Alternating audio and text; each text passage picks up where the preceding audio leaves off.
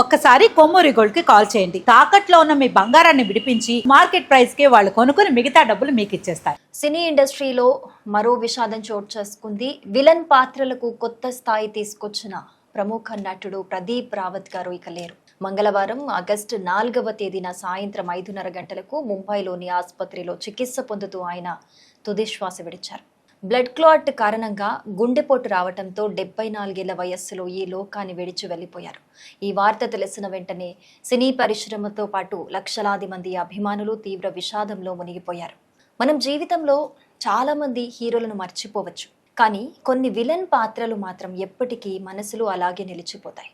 అలాంటి అరుదైన నటుల్లో ఒకరు ప్రదీప్ రావత్ గారు. ఆయన అసలు పేరు ప్రదీప్ రామ్ సింగ్ రావత్. 1952లో మధ్యప్రదేశ్లోని జబల్పూర్లో జన్మించారు ఆయన.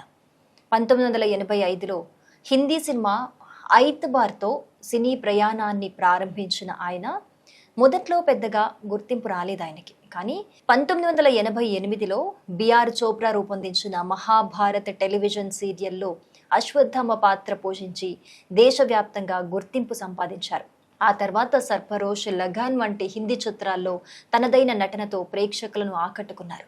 కెరీర్ ప్రారంభంలో ఎక్కువగా విలన్ పాత్రలే చేసినా తర్వాత క్యారెక్టర్ ఆర్టిస్ట్గా అవసరమైన చోట నవ్వులు కూడా పూయిస్తూ తన నటనలోని మరో కోణాన్ని చూపించారు. అయితే తెలుగు ప్రేక్షకులకు ఆయన పేరు వినగానే ముందుగా గుర్తొచ్చేది ఒక పాత్రే, భిక్షు యాదవ్. 2004లో దర్శక ధీరుడు ఎస్ఎస్ రాజమౌళి తెరకెక్కించిన సై సినిమాలో నితిన్కు ఎదురుగా భిక్షు యాదవ్గా ఆయన చూపించిన విలనిజం అప్పటి వరకు తెలుగు ప్రేక్షకులు చూడని స్థాయిలో ఉండేదని చెప్పుకోవచ్చు. ఆ గంభీరమైన స్వరం, ఆ కళ్ళలోని క్రూరత్వం, ఆ హావభావాలు చూసిన ప్రతి ఒక్కరిని భయపెట్టాయని చెప్పాలి. ఆ ఒక్క సినిమా ప్రదీప్ రావత్ గారి జీవితాన్ని మార్చేస్తుంది. ఆ పాత్రకు ఆయనకు బెస్ట్ విలన్గా నంది అవార్డు, అలాగే ఫిలింఫేర్ అవార్డు కూడా లభించాయి. అక్కడి నుంచి ఆయన తిరిగి వెనక్కి చూసుకునే అవసరమే రాలేదు. ఛత్రపతి, భద్ర, అందరివాడు, లక్ష్మి, స్టాలిన్, దేశముద్రు, యోగి, జగడం, గజని, మస్కా, ఓయ్, రెబల్, నిప్పు, పూలరంగడు, నాయక్, బాద్షా, వన్నేనొక్కణ్ణే, అల్లుడు సీను, నేను శైలజ, సరైనోడు, కాటుమరాయుడు, నేనే రాజు నేనే మంత్రి, జై లవకుశ, ఆడాళ్ళు మీకు జోహార్లు, వాల్తేరు వీరయ్య, సర్దార్ గబ్బర్ సింగ్, ఇలా ఎన్నో చిత్రాల్లో విలన్గా, క్యారెక్టర్ ఆర్టిస్ట్గా తనదైన ముద్ర వేశారు. తెలుగుతో పాటు హిందీ, తమిళం, మలయాళం, కన్నడం, బెంగాలీ, మరాఠీ, భోజ్పూర్, నేపాలీ, ఇంగ్లీషు భాషల్లోనూ అంటే 12 భాషల్లో నిజమైన పాన్ ఇండియా నటుడిగా గుర్తింపు పొందారు. చివరిసారిగా తెలుగు ప్రేక్షకులు ఆయనను గాయపడ్డ సింహం సినిమాలో చూశారు. తరుణ్ భాస్కర్తో కలిసి కనిపించిన ఆ పాత్రలో కూడా తన ప్రత్యేకమైన టైమింగ్తో నవ్వులు పోయించారు. గతేడాది హిందీలో చావా సినిమాలో నటించిన ఆయన ఈ ఏడాది నేపాలీ చిత్రం అబాట్ ఆమాలో కూడా కనిపించారు. చివరి వరకు నటననే జీవితంగా భావించి కెమెరా ముందు నిలబడటాన్ని ఎప్పుడూ ఆయన ఆపలేదు. ప్రదీప్ రావత్ గారి గురించి చెప్పాలంటే ఆయన కేవలం ఒక విలన్ కాదు, హీరో ఎంత బలంగా కనిపించాలో అంత బలమైన విలన్ కూడా ఉండాలని నిరూపించిన నటుడు ఆయన.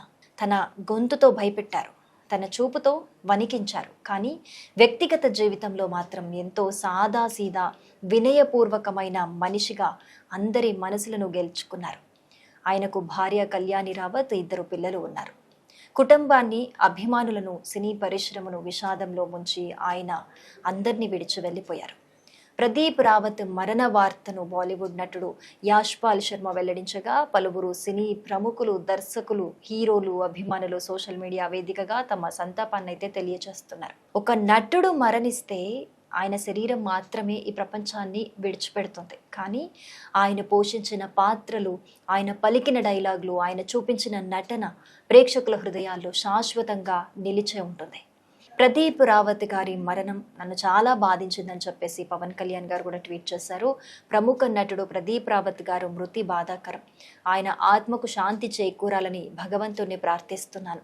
హిందీతో పాటు తెలుగు, కన్నడ భాషల్లో నటించిన ప్రదీప్ రావత్ గారు ప్రతి నాయకుడిగాను పలు భిన్నమైన పాత్రల్లో ప్రేక్షకుల్ని మెప్పించారు. నేను నటించిన సర్దార్ గబ్బర్ సింగ్, కాటమరాయుడు చిత్రాల్లో ఆయన ముఖ్య పాత్రలు పోషించారు. శ్రీ ప్రదీప్ రావత్ గారి కుటుంబ సభ్యులకి నా ప్రగాఢ సానుభూతి తెలియజేస్తున్నాను అని పవన్ కళ్యాణ్ గారు ట్వీట్ చేశారు. ఆయన కడసారి చూపు కోసం పలువురు సినీ నటులు అలాగే రాజకీయ నాయకులు ముంబై వెళ్తున్నట్లుగా అయితే తెలుస్తోంది. సో ప్రదీప్ రావత్ గారు అనగానే అందరికీ కూడా భిక్షు యాదవ్ అంటేనే ఎక్కువ మంది కూడా గుర్తుపడతారు, ముఖ్యంగా మన తెలుగు వాళ్ళు. ఎందుకంటే ఆ సై సినిమాలో ఆయన నటన ఆ విధంగా ఉండేది.